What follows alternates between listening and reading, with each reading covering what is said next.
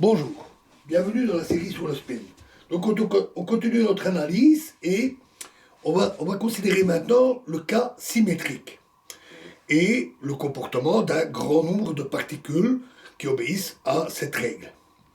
Ce comportement statistique fut étudié par Bose et par Einstein à sa suite, et donc on parle de la statistique de Bose-Einstein. Les particules qui se comportent suivant cette règle, cette statistique, s'appellent des bosons.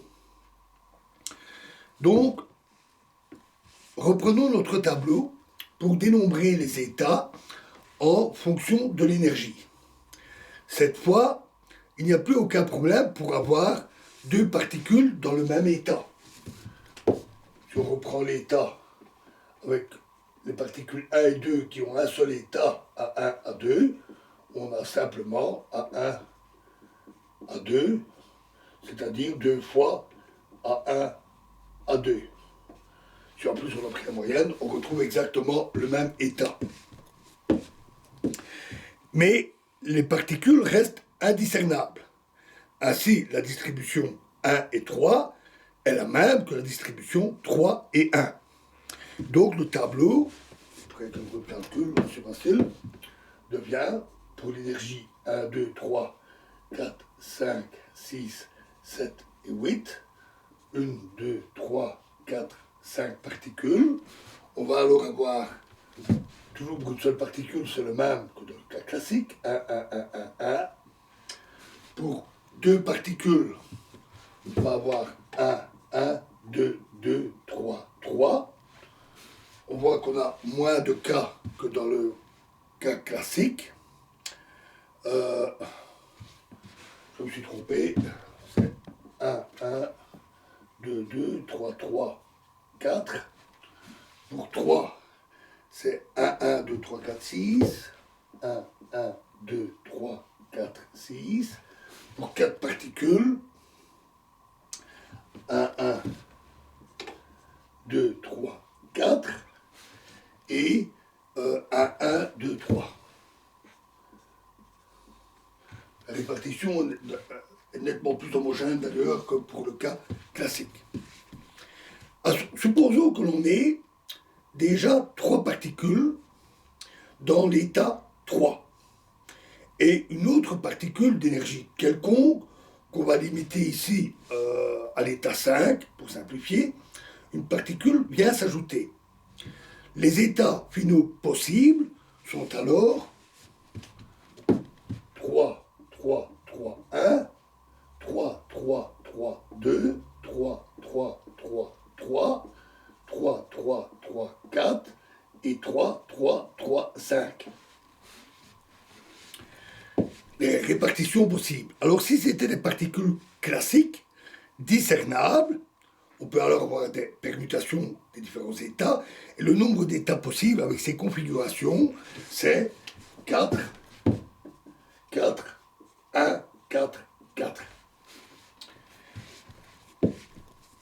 Et si tous les états, toutes les répartitions sont équiprobables, c'est une idéalisation assez abusive, ça dépend de l'énergie disponible, de la température, etc.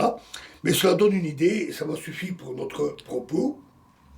Alors l'état final, 3, 3, 3, 3, donc tous dans le même état, n'a qu'une chance sur 17 de se produire.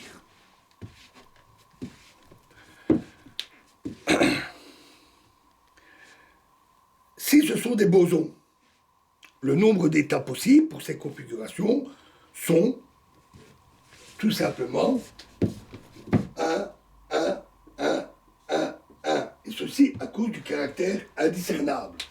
3, 3, 3, 1, c'est la même chose que 1, 3, 3, 3, etc.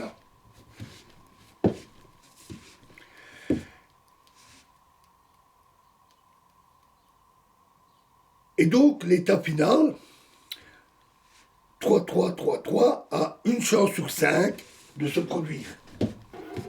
Donc cet état-là, cette fois, a une chance sur 5 de se produire.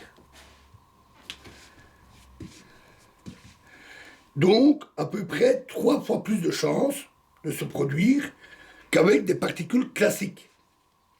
Et cette amplification de la probabilité pour tous le même état augmente avec le nombre de particules. On vérifie très facilement. Un calcul plus rigoureux qui utilise l'arsenal mathématique de la mécanique quantique ou de la physique statistique confirme ce phénomène. Il est même encore plus important que cette analyse un peu simpliste. Si on a un grand nombre de bosons, des milliers, des millions, des milliards, tous dans le même état, la probabilité qu'un autre boson qui s'insère dans le lot, qu'un boson identique, bascule dans le même état, est amplifiée très fortement et elle tend très rapidement vers 100% de probabilité avec le nombre de particules. Et donc, les particules, les bosons, ont tendance à se retrouver dans le même état. C'est ce qu'on appelle le comportement grégaire des bosons, qui aiment, entre guillemets, à se retrouver tous dans le même état. Un peu comme les moutons qui imitent les autres dans un troupeau, c'est le comportement grégaire des moutons. Voilà, et nous en verrons les conséquences dans la prochaine vidéo. Je vous remercie.